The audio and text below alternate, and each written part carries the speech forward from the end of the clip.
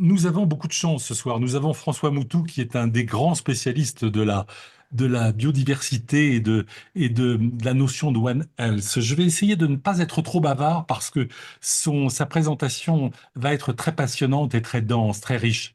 François Moutou, eh bien écoutez, il est vétérinaire, il est docteur vétérinaire, il est épidémiologiste en ayant travaillé au laboratoire de santé animale de l'ANSES. Et il est beaucoup de choses, et en particulier, il fait partie, il est membre actif de différentes associations de protection de la nature, protection des mammifères. Vous voyez, j'ai mis le détail de sa biographie là. Il a écrit d'innombrables bouquins. Vraiment, allez les rechercher si vous voulez. Ce sont des bouquins extrêmement intéressants. Nous en avons choisi trois qui sont au cœur de notre sujet ce soir. Quelques définitions. Biodiversité désigne l'ensemble des êtres vivants ainsi que des écosystèmes dans lesquels ils vivent.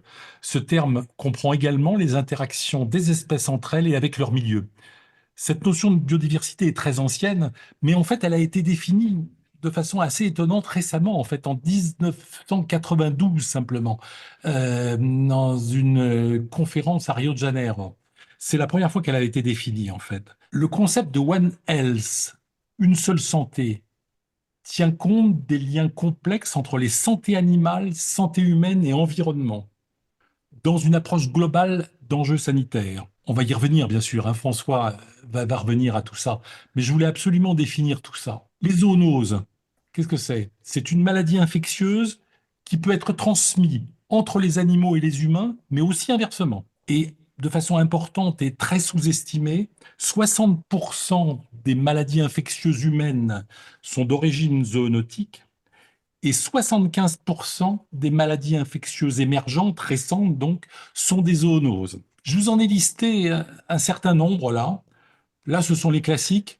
Je vous laisse lire les détails des transmissions. Il y en a beaucoup que vous connaissez. Dans des discussions, je me suis rendu compte que certaines n'étaient pas obligatoirement reliées à des zoonoses et des émergentes. Vous allez en reconnaître beaucoup.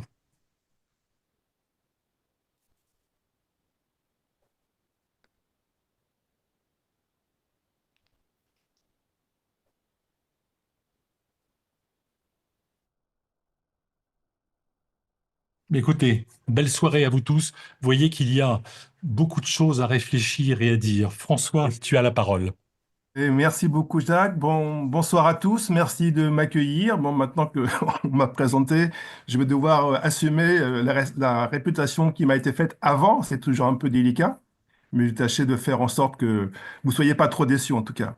Bonsoir à tous à nouveau. Merci de votre présence. Alors, c'est toujours difficile de parler à mon écran. C'est moins personnel que parler à des gens, évidemment. Mais enfin, on finit par s'habituer, malheureusement, peut-être. Et donc, je précise quand même que je suis à la retraite maintenant, que j'ai travaillé donc à l'ANSES, à Maison-Alfort, et que j'ai eu la chance de rencontrer des maladies comme celles que Jacques a citées, et de faire un peu de mission terrain dans un contexte parfois international, pour essayer de mieux comprendre pourquoi ces maladies étaient arrivées, pourquoi là, pourquoi à cet endroit, et pourquoi de cette façon-là. On n'a pas toujours les réponses, mais quand on va sur le terrain, on rencontre quand même des situations enrichissantes, en tout cas, pour beaucoup de partenaires. Et donc, avec cette expérience, j'ai envie de vous proposer une réflexion autour de cette notion, biodiversité, santé, ami ou ennemi. Pourquoi ce titre-là? Écoutez, tout le monde, je pense, a entendu parler de l'effondrement actuel de la biodiversité. Certains s'en inquiètent, certains s'en moquent, c'est assez humain. Et certains pensent sincèrement que ce serait bien d'aider la biodiversité. Et de l'autre, comme Jacques l'a également rappelé, on a de plus en plus de maladies dont on a toute raison de penser que leurs origines se situent plutôt au niveau du monde animal. Alors on pourrait dire, mais finalement, pourquoi protéger la biodiversité si c'est cette diversité-là qui nous pose problème? Et en fait, j'aimerais montrer que la question ne se pose pas en opposition, mais la réalité est plus une question de compréhension, de bonne interprétation du vivant dont nous faisons partie. Et quand on lit que une bonne partie des maladies humaines sont d'origine animale, je rappelle que l'homme aussi est d'origine animale, voire toujours un animal, et que c'est pas tellement choquant d'imaginer que nous partagions toujours pas mal de situations, dont des micro-organismes. Alors, le mot biodiversité est déjà apparu. Moi, je ne vais pas reprendre la définition, mais j'aimerais juste insister sur le fait que ce n'est pas un catalogue du monde vivant, c'est le catalogue avec toutes les relations qui unissent les espèces. Et je vous cite un exemple de relations possibles, la prédation, évidemment, le parasitisme, qui est une forme particulière de prédation peut-être, l'infection, la contagion, le commensalisme. Très important, je le pointe et j'en reparlerai, la notion de symbiose qui est souvent oubliée, mais qui est sans doute beaucoup plus fondamentale que la prédation ou le parasitisme et la consommation. Et puis la ligne du bas, c'est simplement nous humains, qu'est-ce que nous faisons par rapport à toute cette diversité? Nous chassons, nous sommes une des rares espèces, peut-être la seule, capable de vouloir détruire une autre espèce. Nous l'avons fait. Je ne crois pas que dans le monde vivant, d'autres situations comparables existent. Nous avons domestiqué, c'est aussi assez exceptionnel dans le monde vivant, nous sommes la seule espèce à domestiquer, mais on peut aussi, de façon peut-être plus agréable, plus humaine aussi peut-être, observer et vouloir protéger, et ça c'est parfois quelque chose qu'on pourrait développer. Alors on essaye parfois, et c'est classique, de représenter, nous sommes des animaux visuels, nous voyons les choses, hein. Souvent nous disons je vois quand je veux dire je comprends. Donc, comment est-ce qu'on peut représenter sur un schéma l'ensemble de la diversité? Ça peut prendre la forme qui ressemble vaguement à un arbre, on parle d'arbre de vie, et vous avez à droite ce schéma qui représente l'ensemble du monde vivant tel qu'il est connu. Les virus, je ne sais pas où les positionner, donc je les laisse écrits avec des lettres. Je ne sais pas comment les placer par rapport à ce schéma. Mais ce qu'il faut regarder, c'est que la couronne de l'arbre en haut, c'est l'ensemble des bactéries, à peu près 90 embranchements, et c'est là qu'il y a l'ensemble ou la plus grande partie de la diversité génétique de la planète. Tout le potentiel est toujours là. Dans le bas du schéma, vous voyez dans le rectangle au centre, qui s'appelle arché, un autre ensemble de bactéries, en fait assez différentes, avec une origine peut-être plus ancienne, peut-être assez proche des premières formes de vie sur Terre il y a 3 milliards d'années, un peu plus de 3 milliards d'années d'ailleurs. Et puis, complètement à droite, ce qu'on appelle les eucaryotes, qui sont tous les êtres vivants dont les cellules ont un noyau qui protège leur matériel génétique, leur ADN. Et là-dedans, vous avez cinq branches, le petit plumeau vert tout en bas à droite. Il y a une ligne, alors le nom est absolument imprononçable, hein, Opisthoconta. Et là-dedans, nous y sommes, avec les champignons et tout le reste du monde animal. Donc nous, humains, si nous disparaissions de ce schéma-là, franchement, ça ne ferait pas une très grande différence. Alors, quand on dit que la vie est menacée sur Terre, certaines vies le sont, c'est vrai et c'est dommage. Mais pensez aux bactéries, à mon avis, elles ont encore un bel avenir, quoi que nous fassions, et peut-être même que nous leur favorisions le travail en éliminant peut-être certains de nos excès. Alors, les écologues, les épidémiologistes travaillent sur deux notions importantes dans ces relations entre les espèces. La prédation, ce sont les écologues. Combien de surfaces d'hectares d'herbe pour nourrir une population de gazelles? Combien de gazelles pour nourrir une population de guépards? D'un autre côté, les médecins vétérinaires s'intéressant au parasitisme, à l'infectiologie, vont travailler sur la relation entre les parasites et leurs hôtes. Mais je l'ai dit, c'est très très important. La relation essentielle qui explique la vie, ce ne sont pas les compétitions, et ça a été vraiment déformé dès l'émergence de Darwin et son premier livre, pas par lui bien sûr, mais par ses lecteurs. C'est la notion de symbiose, endosymbiose, qui explique comment la vie fonctionne. Et j'ai pris un schéma qu'on trouve sur Wikipédia, on peut en trouver d'autres. Comment sommes-nous passés de la fameuse cellule bactérienne prokaryote à la cellule eucaryote dont nous sommes constitués? Une des hypothèses, c'est que deux cellules prokaryotes, une archée et une bactérie, ont fusionné et plutôt que l'une mange l'autre, l'une est devenue le noyau de l'autre. Et peut-être que le fondement de la vie qui nous porte aujourd'hui correspond à une symbiose entre deux bactéries de l'époque, archébactéries, et qui ont permis le début de la chaîne du vivant telle que nous la connaissons. Et ça commence comme ça, mais ça continue. Et vous savez que dans toutes nos cellules, nous avons des mitochondries, qui sont des anciennes bactéries libres qui se sont symbiotisées, je ne sais pas si le mot existe, mais enfin, qui se sont associées de façon définitive au reste des cellules eucaryotes, et ce sont nos centrales énergétiques. Et vous savez que toute une branche du vivant a également récupéré des bactéries photosynthétiques, et ce sont toutes les plantes vertes, grâce auxquelles la vie sur Terre existe sous la forme que nous connaissons, avec l'oxygène, puisque c'est Cette photosynthèse récupère le gaz carbonique et avec l'eau présente dans l'atmosphère, synthétise des glucides et libère de l'oxygène. Et donc finalement, la dichotomie dans le vivant, c'est pas tellement carnivore par rapport à herbivore, c'est autotrophe par rapport à hétérotrophe. Vous êtes autotrophe, les plantes vertes, vous n'avez besoin d'amour peut-être pour vivre. Si vous êtes hétérotrophe, il faut manger quelqu'un d'autre. Alors ça peut être une plante, ça peut être un autre animal, mais vous n'avez pas la possibilité de faire des photosynthèses. Et là, ça fait vraiment une grosse différence.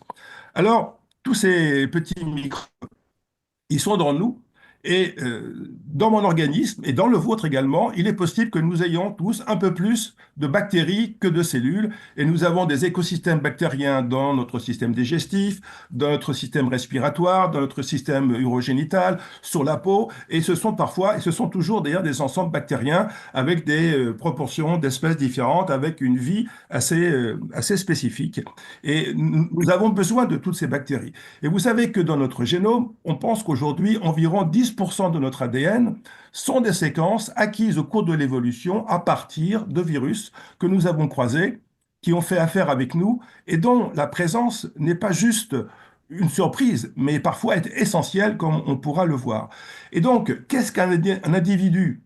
Qu'est-ce qu'une espèce? Si on imagine que chaque individu est une chimère, imaginez que si je retire de mon corps tout ce qui n'est pas moi, toutes ces bactéries, ce 10% de mon génome, toutes les mitochondries de mes cellules, je ne suis plus viable. Donc comment définir une espèce ou comment définir une certaine pureté si on exclut tout ce qui n'est pas nous, puisque sans ces autres, nous n'existons pas. Et donc c'est quelque chose qui paraît essentiel de comprendre dès le début, et ça peut redonner très très vite un regard différent sur ce qu'on appelle les microbes, souvent d'une façon un peu soit péjorative, soit un peu inquiète. Si je prends l'exemple des mammifères, pourquoi? Parce que je les connais un peu plus que d'autres groupes zoologiques, et je vous rappelle que nous en sommes parmi les primates. Quand j'ai commencé à m'y intéresser, ou même un peu avant, à la fin du XXe siècle, on connaissait 4000 et quelques espèces de mammifères sur Terre. Aujourd'hui, on en connaît 6500. Alors, c'est presque paradoxal par rapport à l'effondrement de la biodiversité. Enfin, je vous rassure, je ne sais pas si c'est le mot, mais les 2000 espèces qu'on a découvertes, elles étaient déjà présentes il y a 50 ans. Simplement, on ne les connaissait pas. Et c'est la connaissance qui a permis de se rendre compte qu'on avait plus d'espèces, plus de diversité qu'on ne le pensait au milieu du XXe siècle. Et simplement, ça veut aussi dire plus de virus de mammifères, plus de bactéries de mammifères et plus de parasites. Est-ce grave? Eh bien, moi, je pense que ce n'est pas grave du tout à partir du moment où on a quelques connaissances et qu'on peut éventuellement prendre quelques précautions.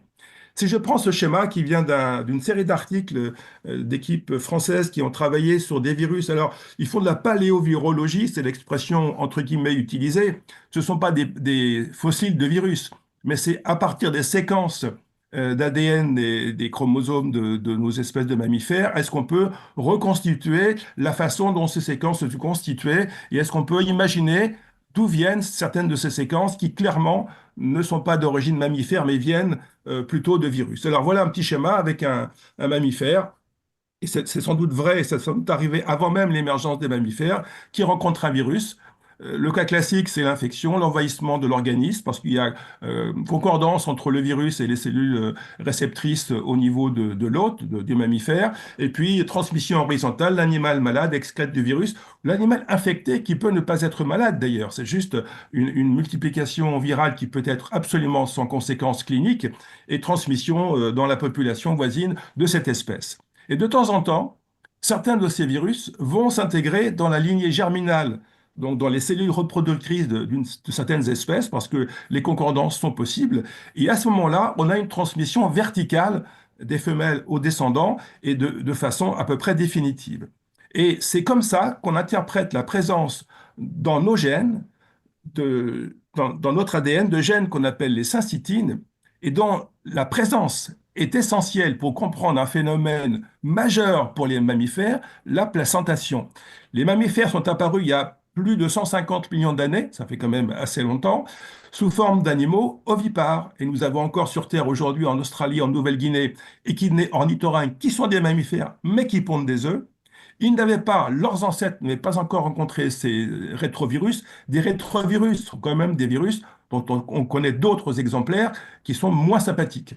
Mais ces rétrovirus-là ont donné aux mammifères des gènes, des syncytines, des différents gènes, qui se sont intégrés au cours du temps dans les différentes lignées de mammifères et qui ont donné les différents types de placentation. Et ce sont les gènes qui permettent d'expliquer pourquoi pendant la gestation, l'organisme, le système immunitaire de la femelle ou de la maman, si on prend l'espèce humaine, ne rejette pas le fœtus, qui est un être génétiquement complètement différent de la mère, comme une greffe. Et ce sont des virus qui permettent à la femelle et aux femelles de mammifères de garder leur fœtus jusqu'à la naissance. Et donc, sans ces virus-là, sans ces rétrovirus qui nous ont donné des gènes qui s'appellent syncytines et qui donnent nos différents types de placentation, nous n'existerions pas. Donc, on doit comprendre que certains virus sont sans doute peu agréables, la plupart sont indifférents, mais certains sont absolument indispensables. Et donc, on ne peut pas juger le monde viral et le monde microbien sur les premières espèces qu'on a découvertes au 19e siècle parce que c'était des agents de maladie, de l'élevage, de l'agriculture ou des humains. Et donc, je reviens sur ce mot de zoonose qui a été présenté tout à l'heure. Donc, la définition, j'ai rien à rajouter. Je précise quand même que les animaux dont il est question ici sont des vertébrés, essentiellement mammifères et oiseaux, plus rarement les poissons et les reptiles, par exemple. Mais ce ne sont pas les insectes ou les tiques qui sont des invertébrés et nous avons des maladies humaines qui simplement ne sont pas directement transmissibles par contagion de contact, mais qui sont transmissibles par le biais d'un vecteur qui va piquer, par exemple, paludisme. Un humain malade n'est pas contagieux sur son environnement, sur son entourage. Par contre, si l'anophèle vient piquer cette personne et pique ensuite une seconde personne, l'anophèle peut transmettre l'agent du paludisme du malade à la personne saine. Mais ça reste une maladie humaine. Le fait que ça soit un moustique, donc un animal qui transmette, n'en fait pas une zoonose. La zoonose enfin, si essentiellement et unise les animaux vertébrés. Et sur ce schéma, simplement, ce que j'aimerais vous présenter, c'est la notion de maladie animale jusqu'à la maladie humaine en passant par la zoonose. La rage est une maladie dans laquelle tous les cas humains sont associés à une contamination par un animal porteur du virus. Si je prends Ebola ou dengue, on a un réservoir animal. On peut avoir une transmission directe ou indirecte par l'intermédiaire d'autres espèces, d'autres primates par exemple, vers les humains. Et les humains à ce moment-là peuvent faire des petites épidémies localisées ou plus larges entre eux jusqu'à l'extinction de l'épidémie parce que les malades ne sont plus assez nombreux. Et puis vous avez le cas tout à droite du schéma qui est représenté par le sida ou même par la Covid dont on redira un mot tout à l'heure. Il existe chez les primates africains des virus qui ne s'appellent pas comme c'est écrit sur le schéma de la revue Nature HIV, mais qui s'appellent SIV, S pour simian. Ce sont des virus qui n'existent pas chez les humains, mais qui existent chez les primates non humains. Et au début du XXe siècle, dans des conditions qui ne sont pas connues, certains de ces virus sont passés chez des humains, mais sans doute une dizaine de fois seulement, une dizaine de fois au début du XXe siècle. Et ces virus, en arrivant dans le corps de ces humains-là, ont perdu leurs caractéristiques SIV et sont devenus HIV. Les virus, malheureusement, qui restent responsables du sida. Et aujourd'hui, 100% de l'histoire du sida s'explique par des comportements humains. Il n'y a plus de retour à la case primate non humain pour expliquer la maladie sida. Donc le sida est une maladie évidemment d'origine animale, mais ce n'est plus, ça a été une zoonose au tout début, et maintenant c'est simplement une maladie humaine dont l'histoire est connue et pas complètement connue, mais en tout cas on peut la retracer. Mais on ne sait pas pourquoi, au début du XXe siècle, ce changement d'hôte s'est fait, exactement dans quelles circonstances. Alors, est-ce que parmi tous les oiseaux et mammifères, puisque ce sont les animaux à partir desquels les zoonoses peuvent exister, est-ce que certains sont plus à risque pour nous que d'autres? Alors, je rappelle que la notion de zoonose est totalement anthropomorphée, anthropocentrée, pardon. La question n'est pas de savoir si l'homme ou pas est sensible, c'est de savoir si un virus peut toucher plusieurs espèces. Si une de ces espèces est l'espèce humaine, c'est important pour nous, mais d'un point de vue biologique, c'est pas très très important. Donc l'important, c'est le virus, il est spécifique d'une espèce ou pas. Et en fait, ce qu'on sait aujourd'hui, avec les données dont on dispose, et on sait qu'on ne sait pas tout, mais malgré tout, la tendance, c'est que plus on a d'espèces carnivores, ongulés, rongeurs, chauves-souris, plus on peut avoir de virus, et plus on peut avoir de virus à tendance zoonotique, mais il n'y a pas un groupe qui émerge comme étant plus à risque que d'autres. Vous voyez, la ligne est relativement, la droite est relativement linéaire. En augmentant le nombre d'espèces, on augmente le nombre de virus, dont les virus zoonotiques, mais il n'y a pas un groupe qui émerge comme étant essentiellement à risque pour nous humains. C'est une bonne nouvelle, peut-être, mais enfin, on est loin d'avoir les 2500 rongeurs et les 1400 espèces de chauves-souris. Alors maintenant, je vais vous proposer quelques exemples. Vous verrez, c'est mon choix personnel. Alors, j'espère que ma logique vous paraîtra pas trop soutenue, que mes en transition vous seront à peu près faciles à suivre. Et à partir des exemples de ce que j'ai croisé, de ce que j'ai pu côtoyer, je vous propose une petite réflexion sur la façon dont les choses se passent et les leçons qu'on pourrait en tirer si jamais on voulait tirer des leçons de tout ça. Mais l'expérience prouve que c'est pas simple de faire des retours sur expérience de façon objective après coup. Alors, la domestication, tout à l'heure je l'ai cité, c'est vraiment un phénomène très particulier et c'est le mot enfin, le mot domestication veut dire on met dans la maison. On habite dans la même maison que les animaux qu'on a domestiqués. Et forcément, ça rapproche. Ça ne peut pas ne pas rapprocher. Et comme on a un peu tendance aujourd'hui à augmenter de façon assez considérable la production animale pour la viande, essentiellement, malgré tout ce qu'on sait comme éventuellement mauvaises conséquences pour la planète et donc pour les humains, bien sûr, on peut réfléchir un tout petit peu à ce qui s'est déjà passé et ce qui pourrait arriver. Donc, on est à peu près aujourd'hui à 1,5 milliard de bovins sur Terre, c'est pas mal. 2,5 milliards de petits ruminants, chèvres et moutons. Les porcins, on est proche du milliard. Et les volailles, 22 milliards, sachant que les volailles, la durée de vie moyenne, ça peut être 2 ou 3 mois, quoi, hein, alors que les bovins, c'est quelques années. Donc c'est un peu difficile de comparer des animaux dont les durées de vie économiques sont aussi variables. Un cochon, la durée de vie, c'est 6 mois. Donc sur une année, on peut doubler l'effectif qu'on a à chaque instant. Enfin voilà. Et alors, qu'est-ce qui s'est passé avec cette domestication? Alors, si on remonte à l'année moins de 10 000 par rapport à aujourd'hui, et si on compte en kilos de mammifères sur Terre, c'est un drôle d'exercice, mais il y a des gens qui l'ont fait et c'est relativement intéressant.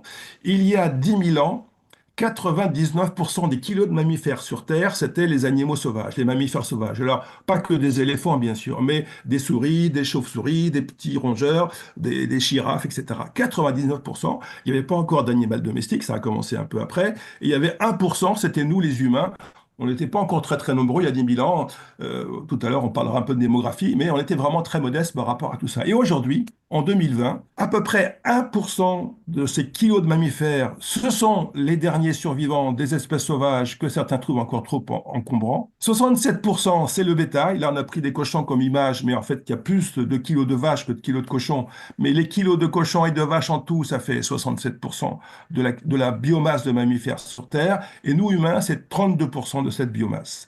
Et la grosse différence, c'est que non seulement on a remplacé les sauvages par les domestiques, mais on a remplacé la diversité, la variabilité, la variation par une très grande homogénéisation. On a une douzaine d'espèces domestiques par rapport aux millions d'espèces sauvages qui existent. On a domestiqué un très très petit nombre d'espèces et en plus là-dedans, depuis quelque temps, on concentre les petites races locales, anecdotiques, on les oublie parce que ça sert à rien et on se concentre sur des grands troupeaux avec des effectifs impressionnants, des grandes densités, des grandes concentrations et une très grande homogénéité, le contraire de ce que la vie nous apprend.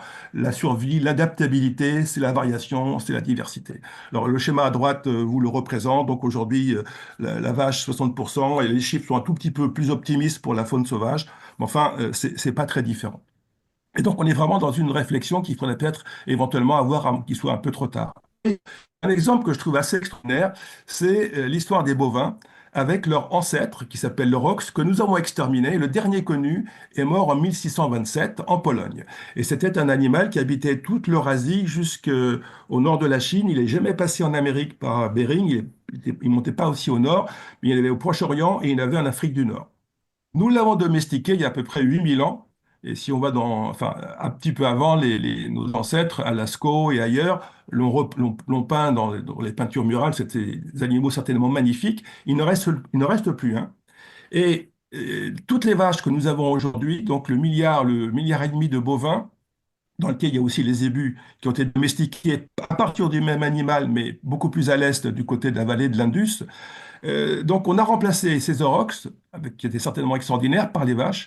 Et on pense aujourd'hui, avec la génétique qu'on a pu mettre en œuvre sur les premiers fossiles des premières vaches domestiquées qu'on a retrouvées en Anatolie, que simplement une centaine de femelles d'aurochs serait à l'origine du milliard de bovins aujourd'hui. Vous imaginez une centaine pour arriver au milliard, la perte de biodiversité qui a suivi. Et ces animaux-là, les aurochs, devaient transporter un petit virus, un paramoxovirus, enfin bon, genre morbillivirus, qui, quand on a commencé l'élevage, nous a posé problème parce que ça tuait bien les vaches. Et on a appelé ça la peste bovine. Peste, ça veut souvent dire maladie qui vraiment fait des dégâts, quel que soit l'agent, bactérie ou virus.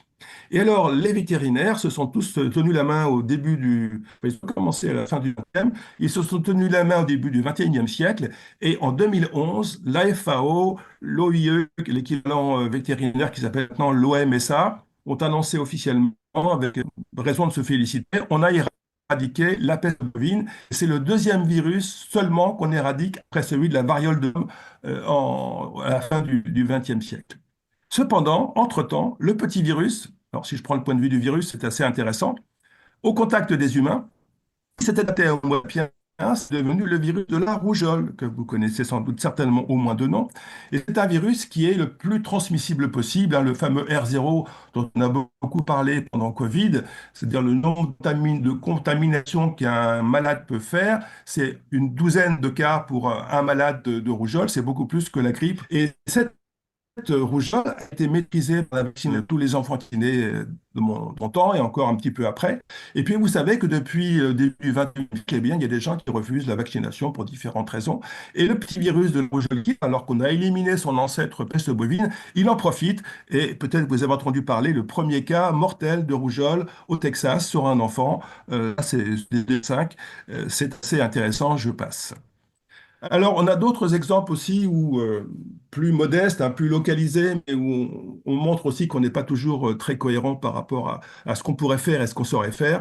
Peut-être avez-vous entendu parler en Haute-Savoie, dans le massif du Bargy, d'une épidémie, c'est une maladie bactérienne, qui a été éliminée des bovins domestiques en Europe, de l'Ouest en tout cas, et en France, à la fin du XXe siècle, et qui surgit curieusement chez les bouquetins de ce massif, qui sont une espèce protégée, espèce qui a failli disparaître et pour laquelle il y a eu des grands programmes de réintroduction dans toute l'Europe à partir du seul noyau survivant dans le parc du Grand Paradis, grâce au roi Victor Emmanuel d'Italie à la fin du XIXe siècle.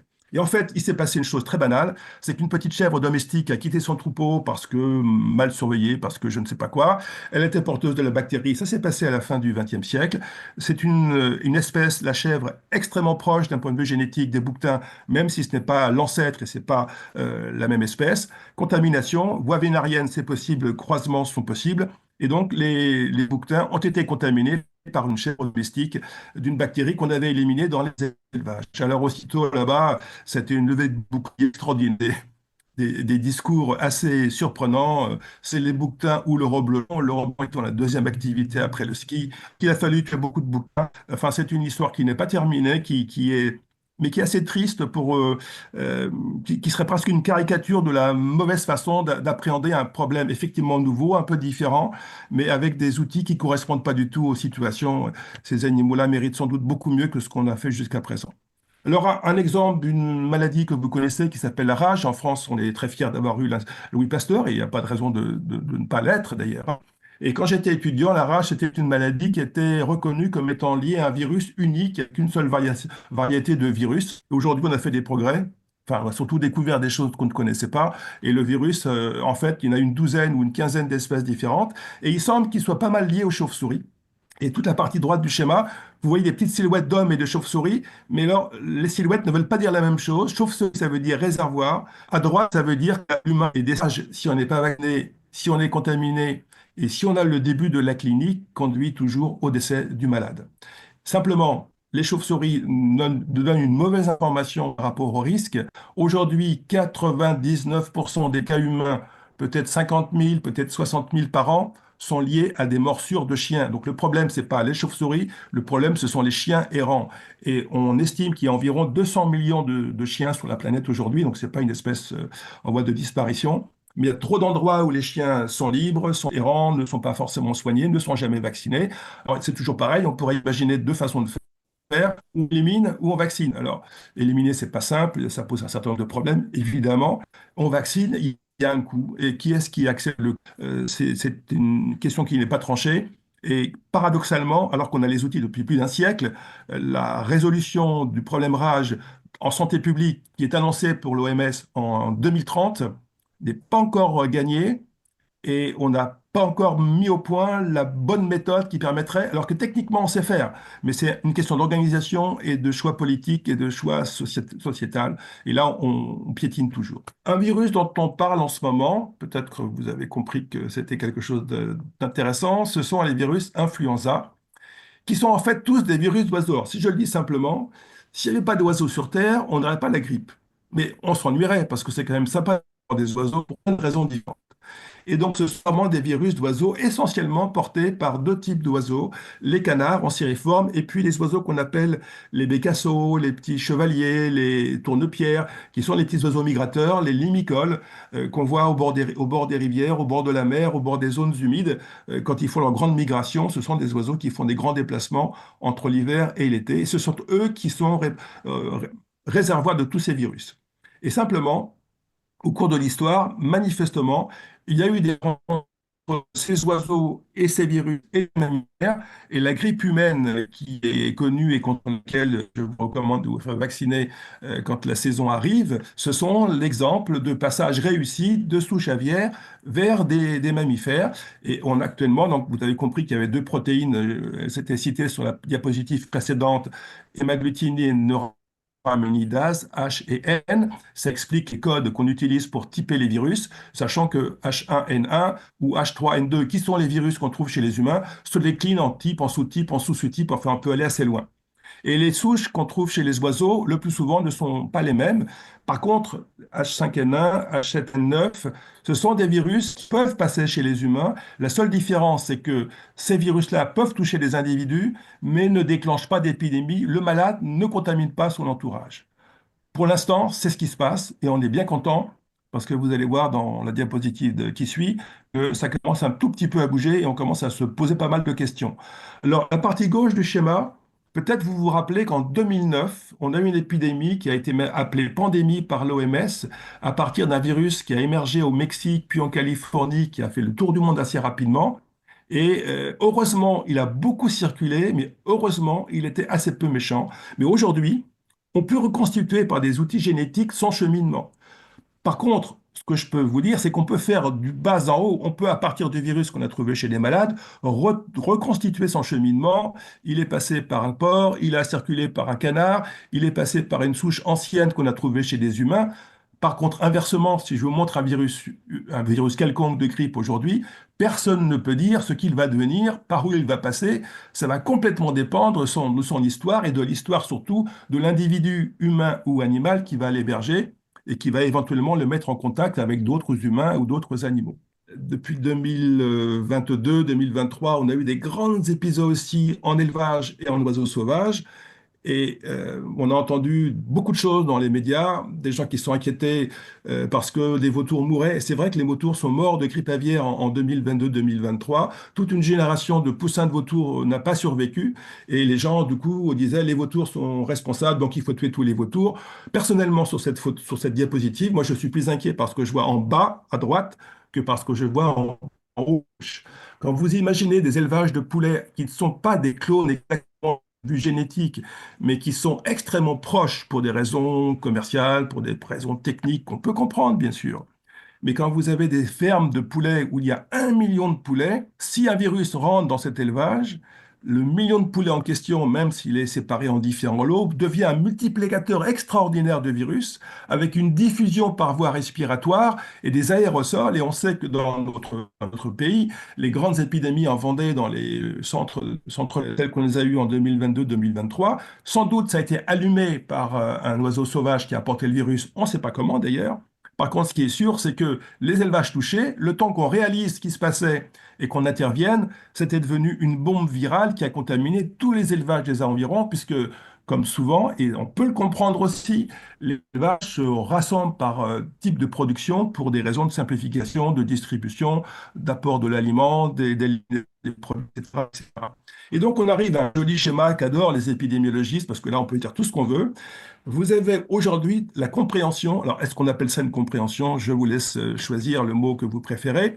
Au centre, vous voyez les têtes d'oiseaux Vous avez, peut-être vous comprenez, ou tout au milieu, c'est les oiseaux d'élevage, le canard éloy, et un peu à gauche, ce sont les oiseaux sauvages. Ça, ce sont les réservoirs du virus. Et toutes les flèches noires vous montrent dans quel sens et vers quelles espèces ils ont essaimé. Aujourd'hui, on a eu des épidémies chez les mammifères suivants. Le vison, en bas, là, bleu.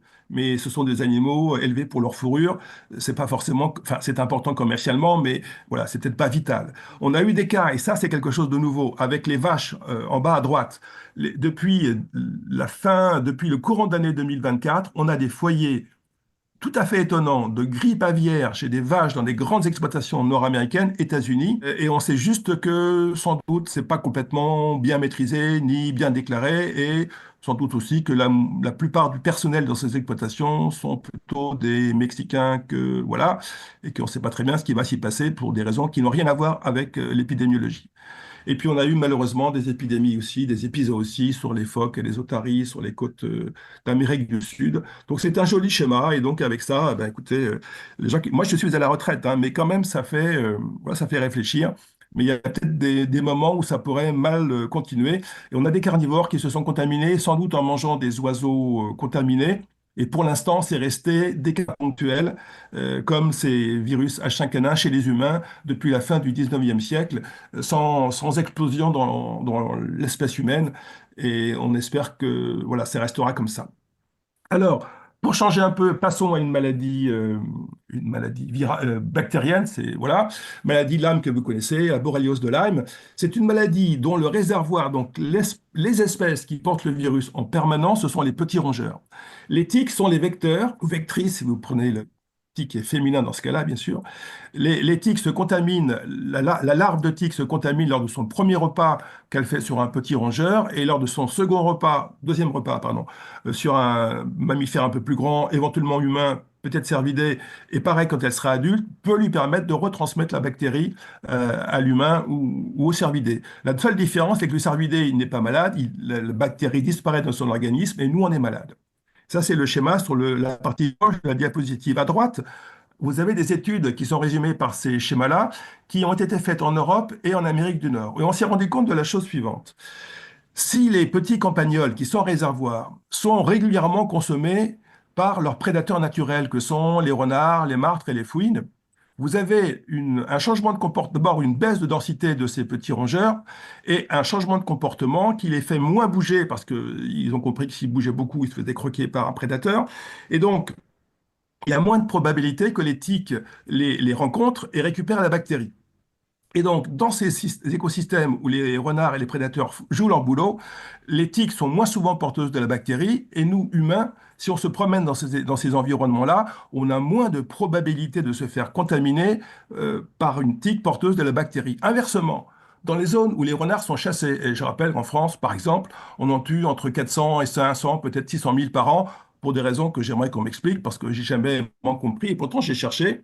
Et là, on peut avoir à ce moment-là une plus grande quantité de tiques porteuses de la bactérie parce que les petits rongeurs peuvent se multiplier avec plus de sécurité, peuvent se déplacer sur de plus grandes distances et donc ont plus de chances, probabilité de rencontrer une tique qui peut donc se contaminer à leur contact et retransmettre à un humain la bactérie. Donc là aussi, la maladie n'est pas qu'une fatalité. Il est possible que de temps en temps, par des comportements, par des attitudes, par des actions, pas toujours facile à expliquer, les humains contribuent à modifier un petit peu les chances de contact et donc augmentent leur propre probabilité de se faire contaminer. Alors, n'oublions pas les chauves-souris. Tout à l'heure, on en a parlé. On a dit qu'elles n'étaient pas plus dangereuses que qui que ce soit. Mais ce sont des animaux intéressants, d'une part, à étudier. En plus, à la fin de la journée, on a quand même un peu mal au cou à force de regarder au-dessus de nous parce qu'elles sont assez haut dans les arbres. Mais les grandes roussettes qui font à peu près 1 kilo de masse et qui mesurent en envergure 1 mètre, 1,50 m, sont des animaux dont on a découvert récemment le rôle dans certains cycles épidémiologiques.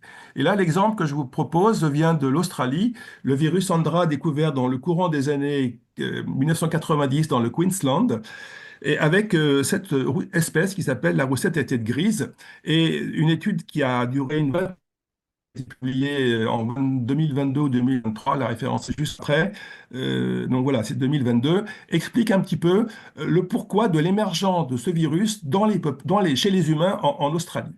En fait, les Australiens d'aujourd'hui sont des Européens qui ont atterri sur la grande île de l'océan, enfin, bordure de l'océan Pacifique, et ont commencé à se mettre à l'heure le territoire qui était jusque-là peuplé d'autres populations humaines et de forêts assez peu modifiées.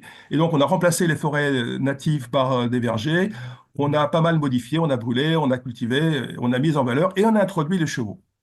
Et parallèlement, on a découvert qu'il y avait une oscillation climatologique au niveau de l'océan Pacifique qu'on appelle El Niño, qui modifie les courants certaines années, les températures et la pluviométrie. Et donc certaines années, la sécheresse liée à El Niño fait que les arbres dont les fruits nourrissent les roussettes ne peuvent pas fructifier. Il n'y a pas de floraison, donc il n'y a pas de fructification, et les roussettes commencent à crier famine. Et dans ces cas-là, comme on a vraiment beaucoup réduit leur surface forestière d'alimentation et de refuge également, elles cherchent où trouver à manger et elles se rapprochent des habitations, et des vergers, là où on a remplacé la forêt d'origine par des arbres de production commerciale. Et donc, du coup, on a fait ce qu'il fallait pour rapprocher les chauves-souris. Et curieusement, on n'a pas, à ma connaissance, de cas direct de transmission de Hendra à des humains. À chaque fois, ça s'est passé par l'intermédiaire de chevaux. Les chevaux se sont trouvés sous les arbres où étaient les roussettes. Le contact direct, sans doute pas, mais peut-être les chevaux ont ramassé des fruits que les roussettes avaient mâchouillés, donc sur lesquels il y avait de la salive ou des déjections des chauves-souris. Et les chevaux ont fait des maladies respiratoires qui ont interpellé les propriétaires, qui ont appelé des vétérinaires. Les premiers cas humains sont un palefrenier et un vétérinaire qui avaient soigné des chevaux malades d'une maladie qu'on ne connaissait pas, qu'on a découvert à cette occasion. Et donc, dans ce cas-là, on a créé un écosystème différent de l'écosystème d'origine qui est plus favorable à l'émergence d'une maladie chez les humains. Et ce qui est tout à fait étonnant, c'est que ça a été étudié par des anthropologues, entre autres français, il n'y a pas très très longtemps. D'une part, on n'a jamais, à ma connaissance, interrogé les aborigènes sur leur expérience par rapport aux chauves-souris, qui connaissent depuis beaucoup plus longtemps que nous, et qui sont parfois les différentes populations qui existent encore sur la grande île australienne. Et par contre, il ne semble pas dans leur histoire à eux qu'on n'ait jamais eu connaissance d'une maladie comparable qui pourrait être du Hendra avant la virologie contemporaine. Donc ça peut, voilà, juste une information en passant, mais ça peut laisser un petit peu à réfléchir sur tout ça. Et toujours les chauves-souris, il y a un exemple indirectement infectieux, mais il y a aussi la chimie intervient. Peut-être vous avez vu cet article qui a été pas mal repris dans les médias, il est sorti en septembre dernier. À gauche, le petit schéma, le petit dessin, ça vient du Courrier international. L'histoire se résume de la façon suivante. Dans le courant du XXe siècle, on a introduit par hasard et malencontreusement en Amérique du Nord un champignon qui était présent dans les grottes et chez les chauves-souris européennes, mais sans conséquences particulières, qui arrivait en Amérique du Nord sur des populations qui n'avaient jamais rencontré ce champignon, naïf par rapport à son antigénicité, se sont effondrés avec sans doute des millions de chauves-souris qui en sont mortes. Les conséquences, c'est que dans certaines zones agricoles, les chauves-souris étaient un des très bons insecticides naturels pour les cultures de ces régions-là. Et avec la disparition des chauves-souris, les insectes ravageurs, eh bien, ils ont cru, et forcément.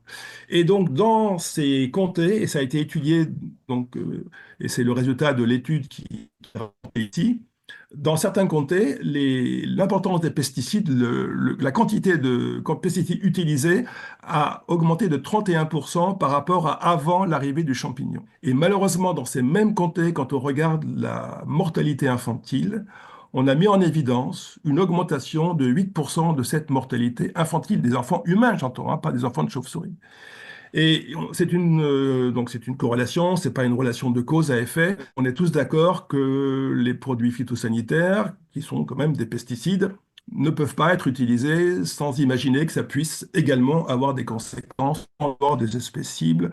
Un jour, il faudra bien quand même que on en prenne conscience. Ça a été fait dans le centre des États-Unis, donc ces années passées. Chauve-souris encore, pour dire un mot sur nos coronavirus, enfin nos parce que ils sont présents un petit peu chez les humains, avec encore des histoires où les humains ne sont pas neutres dans la compréhension ou l'incompréhension de ce qui s'est passé.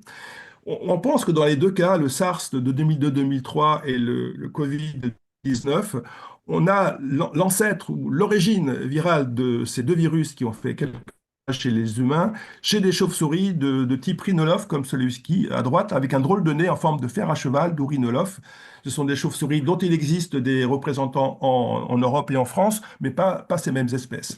Et pour des raisons curieuses, il semblerait que certains de ces virus, de coronavirus de chauve-souris, soient passés chez les humains, mais aujourd'hui, le virus du SRAS de 2002, comme celui du Covid de 2019, ne sont pas connus chez les chauves-souris. On a sans doute l'original, l'originel, mais il s'est passé des transitions intermédiaires qu'on n'a pas mises en évidence pour la Covid et qui pourraient être la petite civette dans les bras de la dame à gauche en 2002. Et pourquoi? Parce que la civette est un petit carnivore plus et en Asie, en Chine en particulier, elle est mangée euh, pour se nourrir, mais aussi, justement, comme elle mange des fruits, associés de positif. Nous, avant, on va se faire vacciner contre la grippe, et bien là-bas, on mange une civette. Alors, en 2002, ça n'a pas très bien marché, mais entre-temps, on avait développé des élevages, voilà un élevage de civettes vu en 2003 du côté ça s'appelle, à côté de Canton dans le sud de la Chine. Et ça, c'est quelque chose qui était intéressant, puisque la chasse, la cueillette des civettes devenait un petit peu insuffisante par rapport au marché et avec l'économie libérale qui se mettait, enfin pseudo-libérale qui se mettait un peu en place en Chine, il y avait une demande assez accrue. Et créer un élevage, c'est mettre beaucoup d'animaux d'une même espèce dans l'espace forcément confiné. Et dans ces conditions-là, on favorise les possibilités de multiplication virale si le virus arrive. Et dans le même temps, à Canton. Voilà comment étaient les marchés en août 2003. L'épidémie était terminée, mais là, vous avez de mémoire 14 espèces différentes d'oiseaux, ceux qui sont sur les cages, ceux qui sont en dessous dans les cages. Derrière, ce sont les mammifères, à droite, là-bas, et derrière moi, c'était les poissons, les reptiles, etc. Donc, tous les animaux sont vivants. Là-bas, c'est la tradition d'acheter son poulet vivant. Et soit on le tue à la maison, soit on demande aux marchands de vous le tuer devant vous. Ça peut se comprendre quand on n'avait pas encore la chaîne du froid. Aujourd'hui, c'est un peu moins facile de comprendre tout ça. Ça, c'était en 2003 et je vous fais remarquer que j'ai quand même fait attention en 2019, 2020, 2021, 2022. Si on voyait des images comparables, je n'ai jamais vu une image de marché comme ça publiée à propos de Covid. Alors, je sais après SRAS, on avait dit la Chine arrête ce genre de marché. Voilà, je ne suis pas convaincu que ça soit tout à fait la réalité, mais on voudrait tester la possibilité de transmettre un virus entre les uns et les autres et les humains qui regardent autour. C'est comme ça qu'il faudrait faire. Mais bon, c'est peut-être pas forcément une très très bonne idée de malgré tout. Et à propos du SRAS de 2002, un exemple assez extraordinaire d'une situation qui peut arriver, ça représente un cas. C'est le pentagone noir tout en haut du schéma avec la pointe vers le haut, Guangdong, province, China. C'est un médecin chinois qui soigne des malades. Il ne sait pas encore de quoi ces malades sont malades. Et au bout d'un certain temps, il se sent fatigué. Il dit, je vais me reposer à Hong Kong. Hong Kong, il y a un train rapide qui va de Guangdong, enfin de Canton à Hong Kong. C'est pas long du tout. Et il va dans l'hôtel M. Et malheureusement, il est de plus en plus fatigué. Il part à l'hôpital et malheureusement, il y meurt. Mais regardez toutes les lettres autour de lui dans l'hôpital M de Hong Kong, F, G, K. Ce sont des gens qui l'a contaminé indirectement, évidemment, avec le bouton de l'ascenseur de l'hôtel, dans le hall. Et c'était des personnes qui, pour certains, étaient des membres d'équipage d'aviation qui passaient la nuit à Hong Kong avant de repartir. Et ce monsieur-là, tout seul, il a excrété une quantité extraordinaire de virus. Il a contaminé des gens qui sont partis au Canada, d'autres qui sont partis en Irlande, d'autres qui sont partis aux États-Unis, etc., etc. Et remarquez aussi, dans toutes les petites rubriques qui sont indiquées, les initiales HCW. Ça veut dire Health Care Workers. Ce sont tous les personnels soignants qui ont pris en charge des personnes qui étaient malades d'une maladie pas encore connue, sans protection particulière. Et là, vous avez un schéma où vous avez une personne qui contamine 4 continents à elle toute seule, et en plus qui envoie à l'hôpital, et pas que à l'hôpital malheureusement, non seulement des personnes qu'il a croisées, mais une grande, grande partie du personnel soignant de ces hôpitaux. Et ça, c'était un schéma qu'on a vécu, enfin, heureusement pas moi, mais certains l'ont vécu en 2003. Et ça, c'est vraiment quelque chose qui peut complètement désorganiser tout un pays. Alors, peut-on appliquer à la faune sauvage les mêmes règles que celles qu'on applique à la faune domestique? Moi, je dirais non. C'est peut-être pas une bonne idée. Il faut trouver d'autres façons de faire. Mais je vous rappelle quand même que nous, humains, on est quand même capable de faire des choses très originales. Alors, voilà une jolie image, la Défense à Paris, la Seine, etc. Bon, on est très fiers de ça. Et alors, nous, qu'est-ce qu'on a fait pendant tout ce temps-là? Eh bien, je vous rappelle que nous sommes une espèce assez récente. On est arrivé il y a à peu près 300 000 ans en Afrique et peut-être à plusieurs endroits. Enfin, c'est toujours une histoire passionnante, mais certainement assez compliquée. L'unité en abscisse de ce schéma, c'est le millénaire.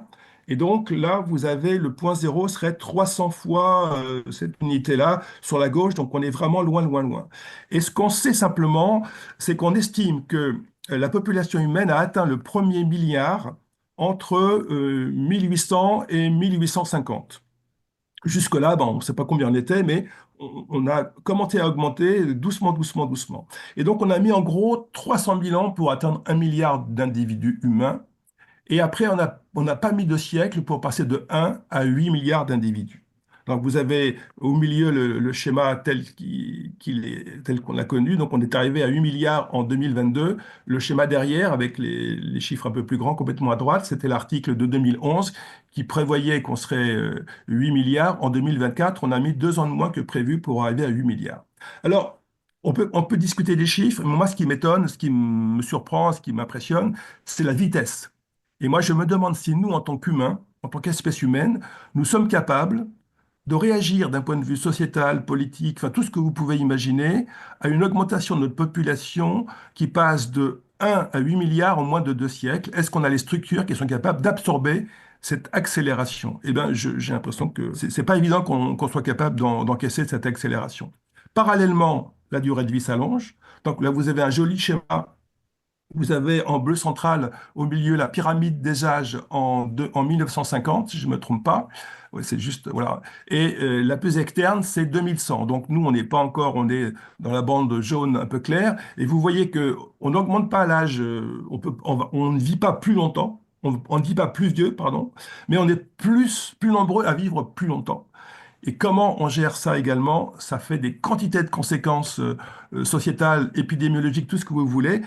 Et ça va très très vite. Comment est-ce qu'on peut absorber une telle accélération, une telle modification dans tout ce qu'on a l'habitude de faire? On a toujours encore des réflexes qui datent de je ne sais pas combien de temps. Et 2 siècles, c'est pas beaucoup de générations en fait, hein. Alors, il y a aussi des paramètres très étonnants. J'ai découvert ça assez récemment avec un collègue qui présentait une conférence sur les maladies neurodégénératives en Tunisie. Donc ça, c'est pas du tout infectieux, mais il y a un support génétique. Mais en fait, toutes les maladies, y compris infectieuses, elles ont des facteurs facilitants, parfois dans la génétique. Et c'est ce schéma, et je n'avais pas du tout imaginé, c'est la carte globale telle qu'elle est comprise, donc en 2014, des mariages consanguins dans l'espèce humaine. Et mariage consanguin, ça veut dire entre cousins germains ou entre cousins issus de germains. Ben, vous avez des pays dans lesquels on approche des 50%. Et si vous imaginez, et ça c'est lié à la culture dans ces pays-là, c'est une tradition, c'est comme ça qu'on fait. Mais si vous imaginez que certaines de profils génétiques peuvent faciliter des sensibilités à un certain nombre d'infections microbiennes, quelles qu'elles soient, parasitaires, et également des maladies neurodégénératives. C'est évident que ça peut pas aider, ça peut pas aider. Donc peut-être que on pourrait un peu réviser un certain nombre de choses dans nos pratiques, quelles qu'elles soient. Et ça paraît difficile d'imaginer que on puisse pas faire mieux que ça, quoi. Voilà. Donc, je continue. Voilà. Donc, vous avez tous compris aussi que, voilà, aujourd'hui, tout traverse dans tous les sens, à toute vitesse. Qu'est-ce qu'on maîtrise? J'en sais rien. En 2019, on n'était pas encore 8 milliards et on estime que les avions ont transporté plus de 4 milliards de passagers. Donc, pas la moitié de la Terre qui a voyagé, parce qu'il y a des gens qui ne voyagent pas beaucoup, peut-être pas assez, mais il y en a qui voyagent trop sans doute, il y en a qui voyagent beaucoup. Et donc, ça veut simplement dire, quand vous imaginez une incubation d'une maladie infectieuse virale, par exemple, la grippe, mais pas que la grippe, hein, c'est 1 ou 2 jours, eh bien, vous faites Paris-Singapour en 12 heures. Vous êtes en bonne santé à Paris, vous êtes toujours en bonne santé à Singapour, et le lendemain, vous pouvez commencer à contaminer votre entourage avec un virus qui vient de l'autre bout de la planète. Et avec ces conditions-là, et le Covid, on l'a bien vu comment ça a fonctionné, on a vu aussi avec le SRAS en 2003, c'est tout à fait spectaculaire. Mais qu'est-ce qu'on contrôle? Il n'y a pas très très longtemps, on a ouvert un container dans le port du Havre qui avait été fermé, scellé 6 semaines plus tôt à Houston, Texas. Il est sorti un petit raton laveur vivant un peu fatigués, mais vivants. Et les ratons laveurs peuvent transmettre la rage, par exemple. Dans ce cas-là, on a pu l'attraper, on l'a mis de côté, il n'y a pas eu de conséquences. Mais qu'est-ce qu'on maîtrise vraiment? Et si le commerce passe avant tout, on risque d'avoir encore quelques surprises et je ne fais pas de commentaires. Schéma un peu terminal. Le schéma d'origine, il a que les flèches en noir qui vont de gauche à droite. Et moi, j'ai rajouté des flèches en bleu, parce que c'est plus joli, qui vont de droite à gauche. Alors, on a à gauche les gros virus et les grosses bêtes qui portent, ou les petites bêtes qui portent les gros virus. On a les animaux domestiques au milieu et les hommes, etc. Mais et ce sont pas, ce que je veux dire, c'est que ce ne sont pas les dessins de gauche qui menacent ceux de droite. Il y a deux notions que j'ai écrites en bleu en bas, c'est danger et risque, que j'aimerais juste vous rappeler et réfléchir un peu à ce que ça veut dire. Alors, le danger, c'est le virus, c'est la bactérie, c'est le parasite. Donc, c'est vrai que le virus d'Ebola, c'est un danger, la bactérie de la peste, c'est un danger. OK. Mais le risque, c'est ça qui est important, c'est la probabilité que je rencontre cette bactérie ou que je rencontre ce virus. Si je sais où est le virus, si je sais où est la bactérie, il suffit que je n'aille pas me mettre dans la mauvaise position et que je ne fasse pas non plus un mouvement commercial qui n'a aucun sens, peut-être pour moi parce que ça me rapportera quelque chose, mais qui puisse avoir des conséquences beaucoup plus graves pour toute une communauté. Et donc l'idée pour moi, c'est pas exterminons tous les dangers en tuant tous les animaux qui portent des virus, et ça risque d'aller assez loin parce que, enfin bon, vous voyez ce qui se passe sans même qu'on parle de virus pour exterminer des gens. Et l'idée, c'est si on connaît les dangers, si on sait quels sont les risques associés, définissons ces risques, maîtrisons ces risques, et dans ces conditions-là, on devrait être capable de cohabiter d'une façon un peu plus harmonieuse qu'on a pu faire jusqu'à présent. Mais c'est vrai que actuellement l'accélération de beaucoup de choses, et c'est encore en ce moment assez étonnant ce qui se passe sur la planète, ne va pas dans ce sens-là. Il faudrait prendre un tout petit peu le temps de réfléchir, mais qui veut réfléchir? Et donc on arrive à cette notion qui a été évoquée en toute introduction, que j'ai pas trop développée, mais en fait c'est la conclusion. C'est pas la peine de chercher à la développer. On comprend bien que si on ne saccage pas les forêts naturelles, si on laisse les animaux qui y vivent vivre leur vie, et si nous, bien sûr, on défriche, on fait des potagers par ici, des cultures par là, mais si vous avez comme ambition de non seulement nourrir votre pays, mais vouloir vivre, nourrir le reste de la planète, il y a plusieurs pays sur Terre en ce moment qui veulent non seulement nourrir leur population, ce que je trouve assez légitime, mais en même temps nourrir le reste du monde. Ça n'a aucun sens. Actuellement, un tiers de la production agricole est perdue, n'est pas consommée. Un tiers sur place, dans les transports, mangé par des rongeurs, par les intempéries, ou jeté dans les congélateurs parce qu'on l'a gardé trop longtemps et qu'on a dépassé la date de péremption du yaourt. Donc un tiers, c'est quand même assez fou. Peut-être qu'on pourra faire un tout petit peu, même pas de faire de la... faire simplement arrêter de gaspiller. La lutte contre le gaspillage serait extraordinaire. Et donc, l'idée, c'est qu'on est sur une seule planète. Quoi qu'on en dise, personne ne connaît un autre endroit où on pourrait les vivre. Donc, tant qu'à faire, si on est tous sur la même planète, autant essayer de la maintenir le mieux possible, le plus longtemps possible. Et donc, si on veut aller mieux, c'est pas uniquement en pensant à Homo sapiens que ça peut se faire. Il faut accepter de partager avec les autres qui ont forcément quelque chose à nous apporter, et peut-être que nous, on peut leur apporter aussi quelque chose.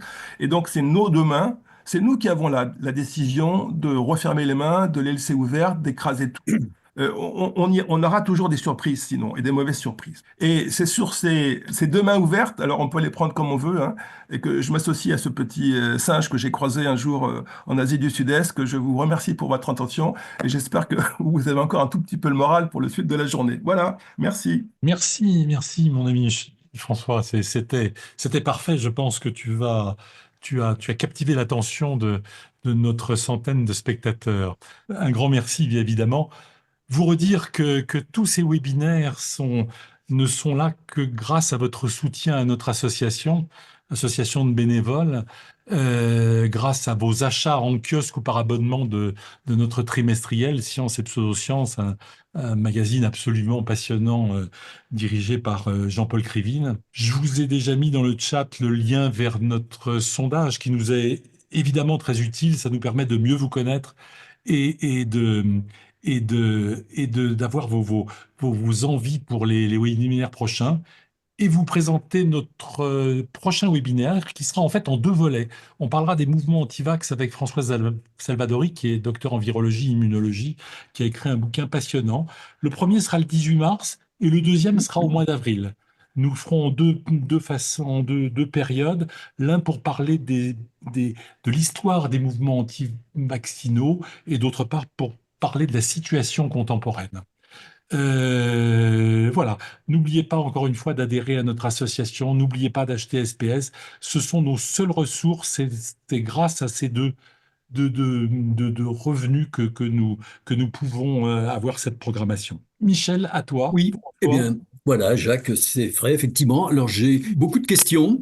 Je les ai séparées, j'ai considéré trois groupes, hein. J'ai vu, premièrement, les questions qui s'intéressent simplement, qui demandent des compléments techniques sur la perte de biodiversité. L'autre qui porte davantage sur les zoonoses et leur augmentation. Et puis alors, il y a un groupe de questions qui émanent pratiquement toutes de la même personne, que tu as un peu énervé, hein, visiblement, François. C'est sur la Je... question du lien entre l'augmentation éventuelle des zoonoses et puis la perte de biodiversité avec la question de la corrélation qui n'est pas causalité, enfin, etc. On y reviendra. Écoutez, on va commencer peut-être par les premières questions un petit peu techniques. Alors, au tout début de de ton exposé, tu avais abordé la question du virus. Alors, c'est un être vivant se nourrit première question, un être vivant se nourrit et se reproduit, ce n'est pas le cas des virus. Est-ce donc un être vivant? Est-ce donc un être vivant? C'est la question des virus par rapport aux vivants. Comment les situe-t-on? Alors là, moi, j'ai pas de réponse. Et il y a beaucoup de gens qui se posent la question. Personne. C'est étonnant parce que les virus sont des parasites obligatoires. Alors, on peut dire ils sont extrêmement simples. Ils ont dû apparaître avant les autres puisqu'ils sont beaucoup plus simples. Mais ils peuvent pas apparaître avant les autres puisqu'ils ont besoin des autres pour exister et se reproduire. Donc, c'est plutôt une forme extrêmement évoluée qui a régressé, qui n'a gardé que l'essentiel et qui ne vit que quand il est en position de parasite. Mais moi, j'ai pas de réponse à la question. J'ai lu des quantités de choses. Voilà, c'est simplement. Mais ce sont des éléments extrêmement importants des écosystèmes. On découvre peu à peu la quantité de virus, par exemple, dans l'océan. Il y a des écosystèmes marins avec des bactéries. Ce sont des virus de bactéries dans les océans qui sont extrêmement nombreux, extrêmement diversifiés, qui semblent être là depuis extrêmement longtemps, évidemment. Mais c'est difficile de les appeler des êtres vivants. Mais en même temps, ils ont exactement la même constitution, ils ont l'acide nucléique, les protéines, enfin ils fonctionnent complètement dans une cellule de mammifère parfaitement.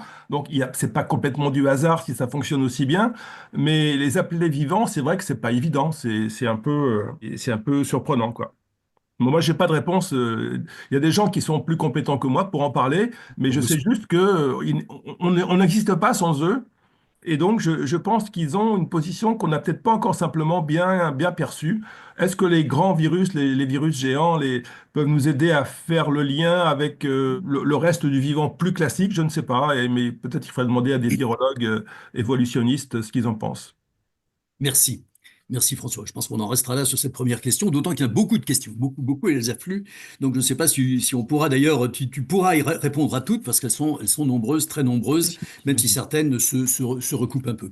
Alors sur la question de toujours de biodiversité, perte de biodiversité, c'est une des premières questions apparues tout à fait au début. Je la pose telle que je la lis, hein. Il y a un discours parfois trop tautologique, hein. La perte, l'effondrement de biodiversité est une catastrophe parce que le nombre d'espèces va diminuer. Mais en fait, quelle est la nature des effets concrets nuisibles de la perte de biodiversité? C'était au tout début de ta conférence. Tu avais prononcé, on était à 3 minutes, à la troisième minute que la question a été posée. Je pense que tu y as effectivement, tu as essayé d'y répondre en partie.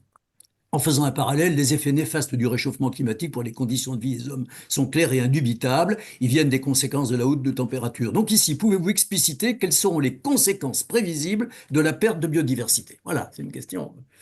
Alors, il y a plusieurs réponses possibles.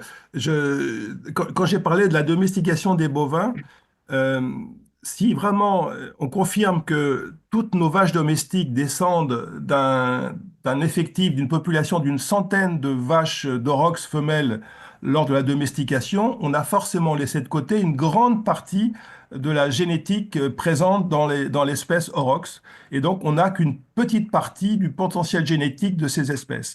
Et si aujourd'hui l'évolution du climat continue à changer, on aura peut-être besoin d'animaux qui s'adaptent à des climats plus secs, à des climats plus chauds. Et est-ce qu'on a dans le potentiel génétique de nos charolais, de nos limousines, de nos blancs bleus belges, si on pensait cette race-là, est-ce qu'on a les capacités à faire face à ces conditions? Ou est-ce qu'il faut vraiment imaginer un type d'élevage autre? Donc ça, c'est vraiment, pour les domestiques, on a perdu la diversité, la plus grande diversité de la forme sauvage en exterminant la forme sauvage, en la perdant. Est-ce que ça aura des conséquences ou pas pour l'élevage dans les années à venir? Au niveau sauvage, une notion qui est intéressante, alors on peut discuter, mais il y a des cas où ça s'est démontré, des cas où ça ne s'est pas du tout démontré, c'est la notion de dilution. Je vais prendre l'exemple du virus West Nile quand il est arrivé en Amérique du Nord en 1999. C'est un virus de l'ancien monde qui circule chez les oiseaux et qui est transmis par des moustiques entre oiseaux. Donc c'est une maladie infectieuse, mais qui n'est pas contagieuse. Elle est transmissible par le vecteur moustique. C'est arrivé en Amérique du Nord où aucun vertébré ne l'avait jamais rencontré, ce moustique.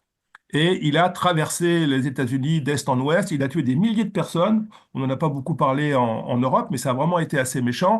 Il a tué pas mal d'animaux. Et il est descendu après vers l'Amérique du Sud. Et là, on pensait que ça allait faire pareil et qu'il y aurait sans doute une hécatombe, en tout cas dans la faune d'Amérique du Sud. Et le virus a disparu en Amérique du Sud. Et en fait, l'interprétation, et ça a été publié, mais je n'ai pas été étudié moi-même, hein, c'est que la grande diversité d'oiseaux qui est présente et qui est supérieure à celle qu'on trouve en Amérique du Nord, c'est un climat tempéré, en plus, c'était pas mal modifié par les aménagements des différents pays d'Amérique du Nord, fait que la diversité en Amérique du Sud a fait que la plupart des oiseaux qui ont été contaminés n'ont pas multiplié le virus. Le virus est tombé dans des cul-de-sac épidémiologiques et a disparu en se diluant dans cette grande diversité. Et donc, si on réduit la diversité artificiellement parce qu'on va modifier les paysages, éliminer des espèces, il est possible que celles qu'on garde soient des espèces qui pourraient avoir un rôle, qui vont concentrer tous les micro-organismes et du coup faire des retours vers l'envoyeur qui peuvent être plus violents que si on a maintenu une diversité plus grande dans laquelle les agents pathogènes ont plus de probabilité de disparaître en se diluant. On a cet exemple-là qui peut Ok. aller dans le sens d'un argument pour la conservation de la biodiversité. Ok. Alors, rebondissant sur la question de l'aurochs, hein, de la quelques petites centaines d'individus, peut-être qui seraient à l'origine de nos bovins domestiques. Réponse, hein, je dirais un petit peu ironique. Bah alors, tous les hommes aussi descendent de quelques individus. On fait quoi?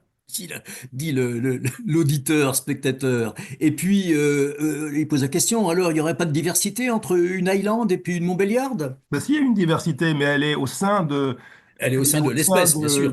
des animaux actuels, mais on n'a pas certainement, il y en avait encore beaucoup plus si on avait l'ancêtre de tout le monde. On a perdu l'ancêtre, donc on a perdu l'ensemble du potentiel d'adaptation. Et je pense qu'on a réduit les possibilités de faire réagir nos races en fonction des évolutions climatiques qui vont venir. D'accord. Alors maintenant, on va aller sur des questions qui portent plus sur la question plus portées sur zoonoses et augmentation accroissement du nombre de zoonoses. La question des chauves-souris, finalement, tu l'as évoqué, mais pourquoi les chauves-souris sont-elles si souvent reprises comme ayant participé à la transmission ou l'émergence de En fait, zoonoses? enfin, quand j'étais étudiant, ça remonte à loin, on ne parlait pas des chauves-souris du tout en épidémiologie. On parlait des carnivores, on parlait des rongeurs. Les chauves-souris n'étaient pas du tout connues. Et c'est assez récemment qu'on a découvert, enfin, qu'on savait qu'elles existaient, mais on a découvert quelques virus dans lesquels elles jouaient un rôle comme Ebola, comme Hendra, comme Nipah, comme Marburg. Et ce sont des virus qui... Alors, Ebola, on n'a toujours pas la preuve que ce sont bien les chauves-souris qui sont réservoirs.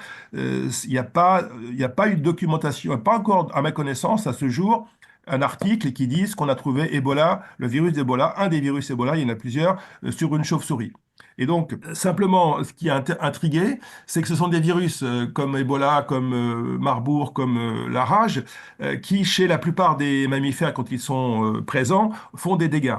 Or, les chauves-souris, elles sont capables de résister à des virus qui rendent vraiment malades, voire qui tuent les autres mammifères. Et on a pas mal étudié leur physiologie, et on s'est rendu compte que une conséquence étonnante de leur faculté de vol, le vol est une dépense énergétique extrêmement violente qui fait une très grosse consommation d'oxygène. Et l'oxygène, c'est quelque chose qui peut faire des dégâts dans les cellules.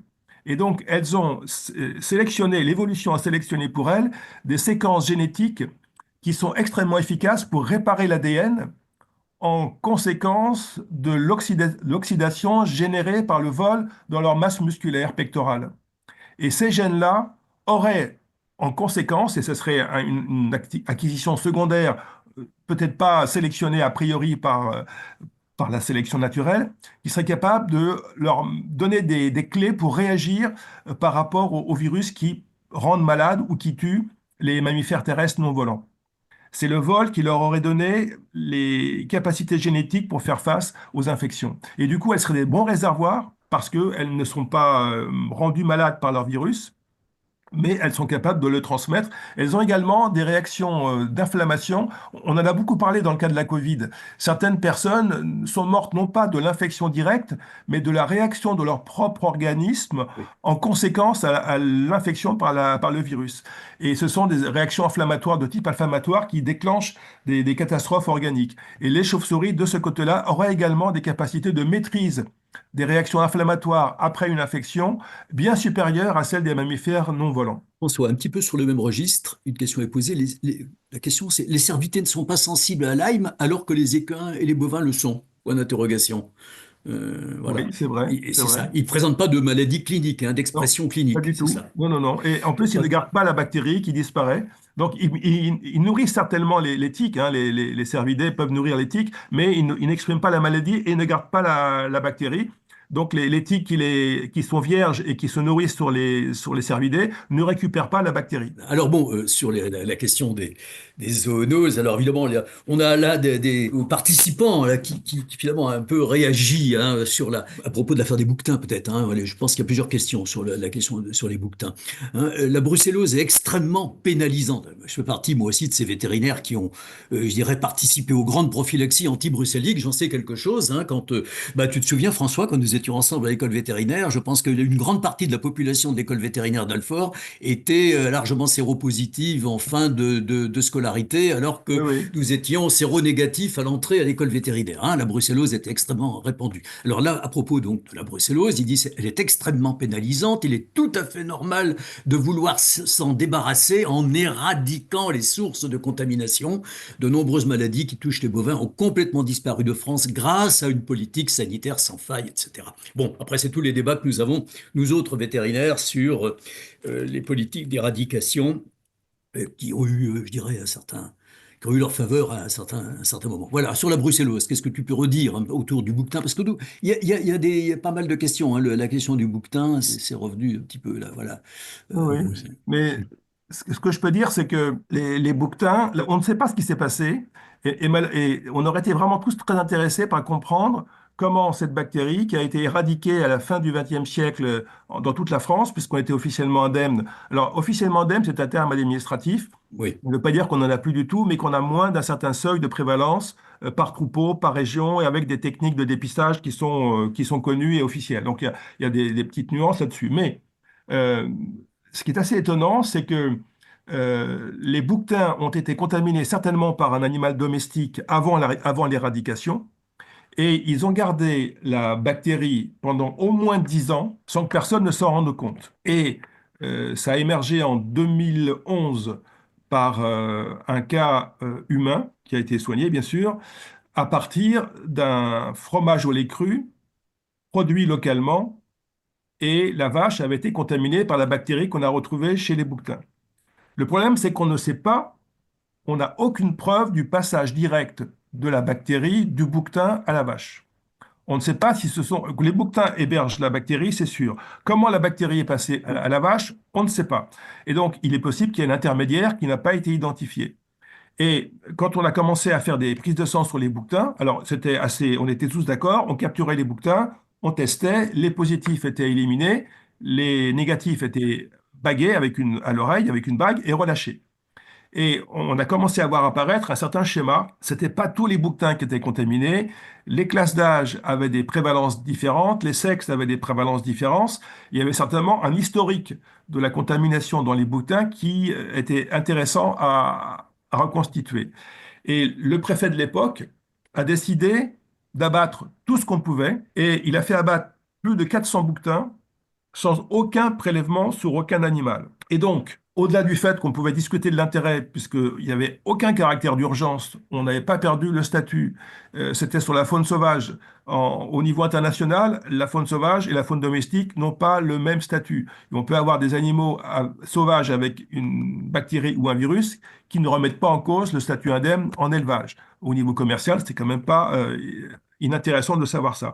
Et donc, en abattant ces 400 bouquetins sans faire aucun prélèvement ni biologique ni bactériologique, on a complètement effacé toute possibilité de comprendre l'événement. On avait déjà eu des cas de brucellose dans la faune de montagne dans les années passées, qui n'avaient jamais eu cet aspect clinique, et donc on aurait été très content de comprendre l'histoire. Et là, on a tout brouillé les cartes, et maintenant c'est une gestion qui se fait en fonction des rapports de force des uns et des autres, et qui ne correspond plus beaucoup à une logique particulière. On est tous d'accord que ce serait bien d'éradiquer, mais la façon dont on s'y prend aujourd'hui ne permet pas d'être très optimiste sur la suite de les opérations. Et en plus, le pire, c'est que dire on a qu'à tuer tous les bouquetins, je ne sais pas si on imagine, mais quand on dit on abat un troupeau domestique, c'est pas très compliqué. Il y a un propriétaire, il y a un élevage, il y a une clôture, les animaux sont recensés, on peut les rassembler, on peut les éliminer. Quand vous avez un bouquetin qui a un collier émetteur, qui est dans un massif à 200 mètres de vous et que vous ne voyez jamais l'animal, comment vous faites pour l'éliminer? On a des conditions de terrain qui n'ont rien à voir. Et donc, il faudrait peut-être trouver des solutions un peu adaptées. Et les bouquetins, en plus, maintenant, ça fait 15 ans que ça dure, on n'a jamais compris comment la bactérie a pu passer du bouquetin aux vaches. Est-ce que ce sont les bouquetins qui ont contaminé la vache ou est-ce qu'il y a un intermédiaire qui a joué le rôle de relais entre les animaux sauvages et c'est une ferme qui en plus était extrêmement exposée en étant haute en altitude par rapport au village dans lequel étaient les autres troupeaux. Enfin, c'est une discussion assez intéressante, mais un peu technique parfois, mais qui a été malheureusement, je le dis gentiment, un peu perturbée par La manière dont ça a été traité. Oui, d'ailleurs, je trouve que c'est tout à fait intéressant pour par nous, les un politiques fils. locaux qui n'ont pas toujours vraiment joué le jeu de la compréhension, de Oui, l'échange, etc. Enfin bon. mais tu me donnes l'occasion quand même ici de faire une petite remarque incidente qui intéresse beaucoup la FIS. La FIS considère qu'effectivement, on dit les faits et on n'est pas, on ne décide pas des choses. Là, on est dans le cas d'une décision politique, puisque finalement, cet abattage inconsidéré des 400 bouquetins, je dirais, en perdant toute possibilité de compréhension, d'analyse qui aurait permis de comprendre, c'est l'exemple d'une décision politique qui ne s'appuie pas sur précisément les savoirs scientifiques. C'est parfait, d'une décision politique non fondée scientifiquement, et voilà à quoi ça aboutit, à ce genre d'incompréhension après et de polémique un peu stupide. Alors, il y a une question aussi sur le... Voilà, il semble que les virus que nous observons, bien humains, passent principalement entre les espèces animales à sang chaud. Est-ce le cas?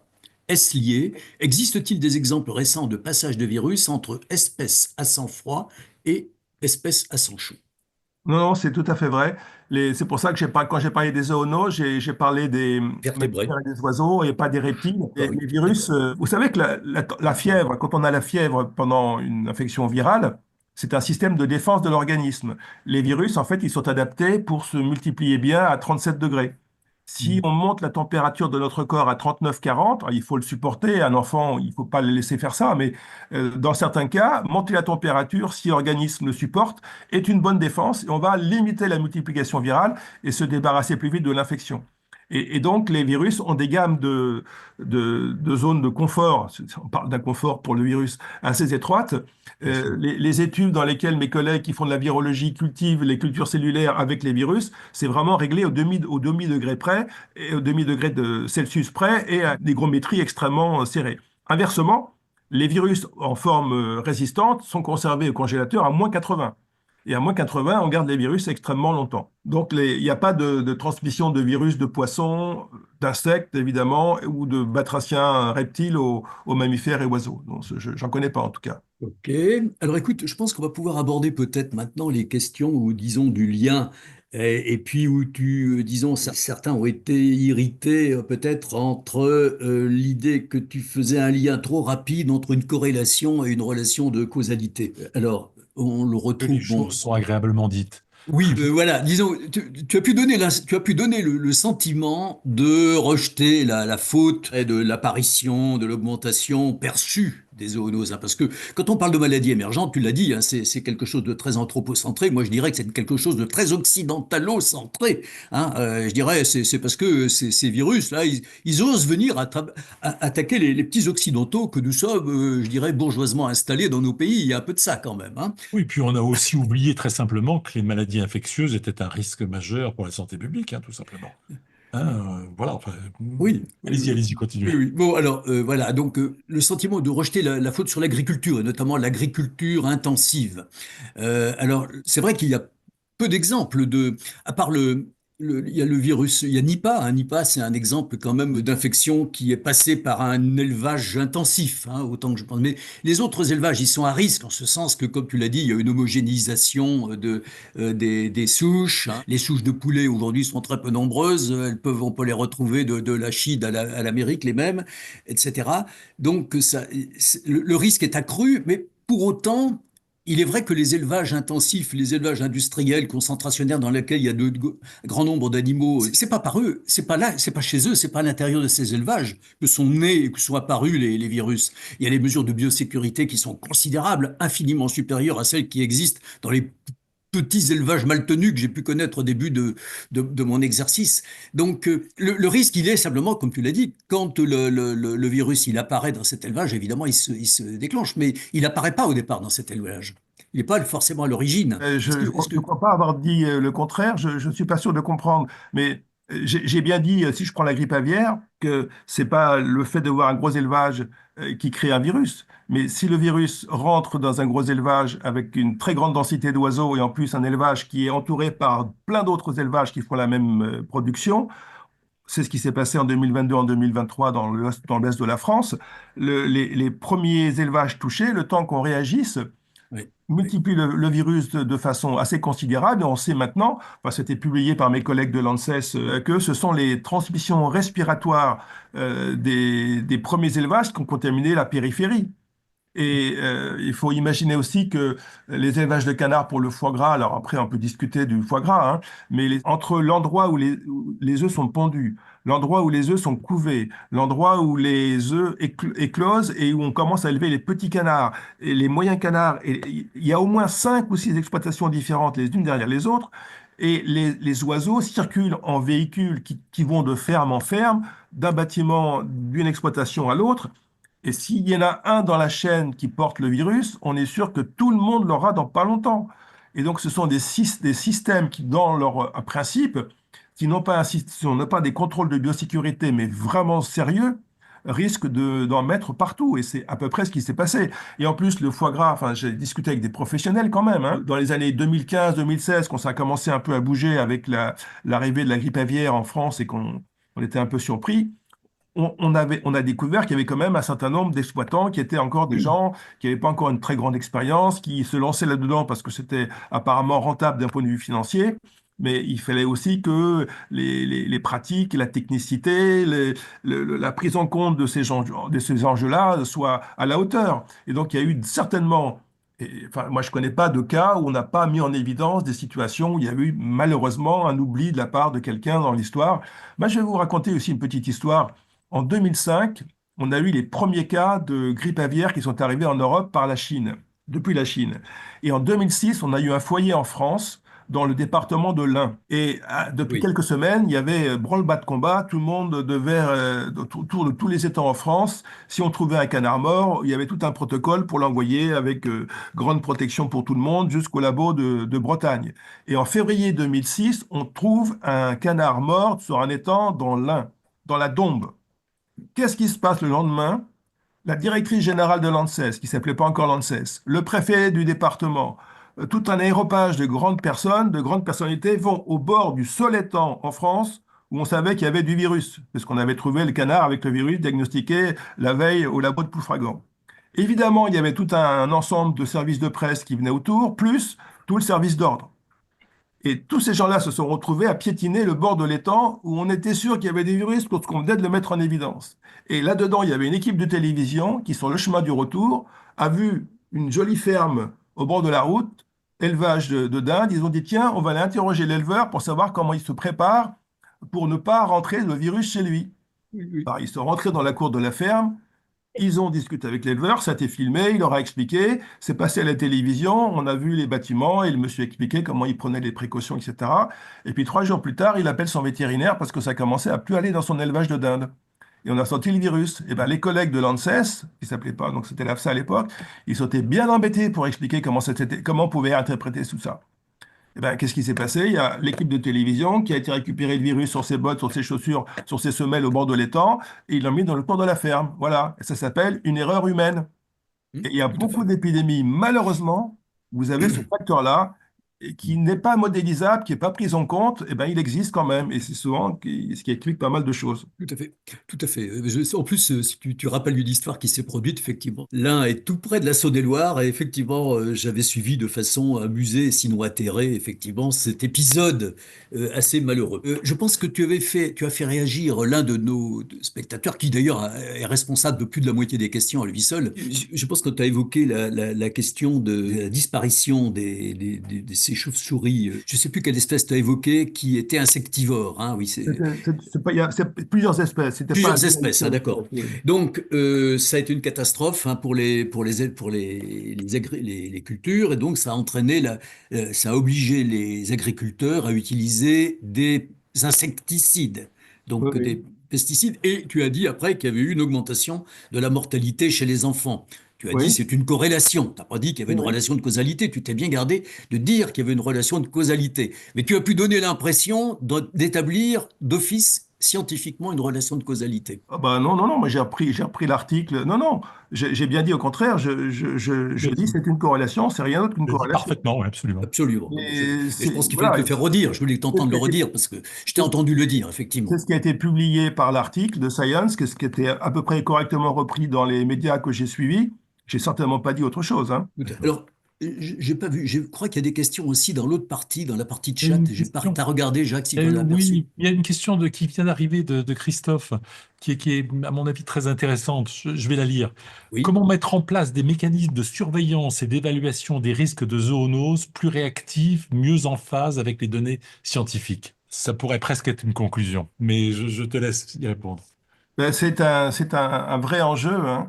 Et donc, on essaie de monter des réseaux. Si je prends l'exemple de la France, que je connais quand même un peu plus que les autres, hein, mais par exemple, avec la grippe aviaire, donc on a créé des réseaux qui incluent le monde de la chasse, qui incluent le monde de l'agriculture, qui incluent le monde du naturaliste. Alors, il faut que ces gens-là acceptent de participer au même réseau. Et ce sont des gens qui se connaissent un petit peu sur les territoires, évidemment, qui ont parfois des points de vue différents et des façons de voir le monde un peu différentes, mais il faut que les gens se rencontrent, il faut que les gens discutent, mais ça existe quand même, hein. Et on a mis aussi en place, par exemple, pour les chauves-souris, qui sont intéressantes pour plein de raisons. On sait qu'il y a des virus de rage qui circulent chez les chauves-souris. Et donc, ce qu'on ne veut pas, c'est qu'on ait des cas de rage chez les humains en France à cause des chauves-souris. Ça, c'est clair. Et donc, quand l'administration était seule à s'occuper des chauves-souris, elle recevait une vingtaine de chauves-souris par an. Il se trouve que j'ai été président d'une association que tu as citée, Jacques, au début, la Société française pour l'étude de la protection des mammifères. Et depuis 40 ans, 50 ans, on s'intéresse aux chauves-souris en essayant de les réhabiliter auprès de l'opinion publique parce qu'elles ont aussi une image un peu négative parce que c'est les animaux de la nuit. Et quand on a commencé à associer les chauves-souris à la rage, ça n'a pas beaucoup plu à nos amis naturalistes qui voyaient un coup de couteau dans le dos, on leur cassait tout le travail de réhabilitation. Et on a fini avec, parce qu'on a parlé, parce qu'on a échangé, etc. En plus, on leur a dit, mais imaginez si jamais en plus un d'entre vous qui ne veut pas se faire vacciner se fait mordre par une chauve-souris, vous aurez vous-même contribué à noircir leur image.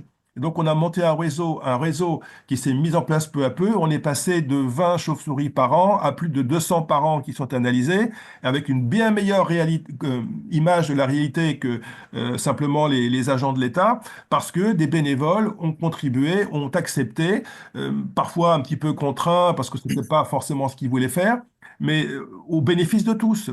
Et donc, ça veut dire que chacun voit aussi un peu l'intérêt général au-delà de son intérêt particulier. Si on est capable de oublier certains petits détails et de comprendre pourquoi on fait les choses, sans que ce soit, bien sûr, avec une arme plantée sur la tempe, hein, on est d'accord, hein, c'est quand même des choses qui se font de façon libre. On peut gagner sur tous les tableaux, enrichir l'information, montrer qu'on peut. Il y a des gens chez qui on a trouvé des cas de rage dans leur colonie de chauves-souris, dans leur grenier, et qui habitent toujours avec leurs chauves-souris. Et il n'y a objectivement aucun risque de transmission puisque les gens ne vont pas les embrasser tous les soirs, ces chauves-souris. Elles sont dans le grenier, les gens habitent en dessous. On a trouvé des chauves-souris avec des virus qui, d'ailleurs, se sont guéries toutes seules, hein. Et tout le monde va bien. Et on a suivi tous ces gens-là, et les chauves-souris ont été suivies aussi, et ça s'est bien passé. Et donc, au-delà des appréhensions des uns et des autres, si on est capable de mettre ensemble un objectif commun, on peut réussir. Donc, c'est un enjeu difficile.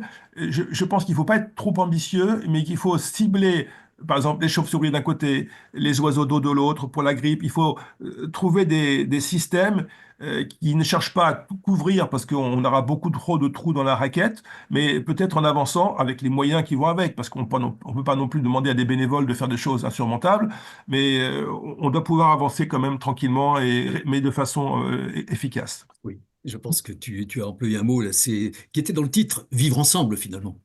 Ben oui. On y revient. Parfait. J'ai Parfait. l'impression que nous avons fait, à vrai dire, le tour des questions, parce qu'il y avait un certain nombre de Je crois questions qu'en effet, qui se recoupaient. Oui. on a fait le tour. Et en plus, c'est une parfaite conclusion, François. Merci pour cette conférence absolument passionnante qui a été très suivie. Merci pour tout. Merci pour ta disponibilité. Merci, Michel. On vous donne rendez-vous dans 15 jours. On va parler en 2 volets des mouvements anti-vax avec François Salvadori qui est aussi extrêmement passionnante. À très bientôt. Merci à vous tous et à dans 15 jours. Merci d'avoir regardé cette vidéo.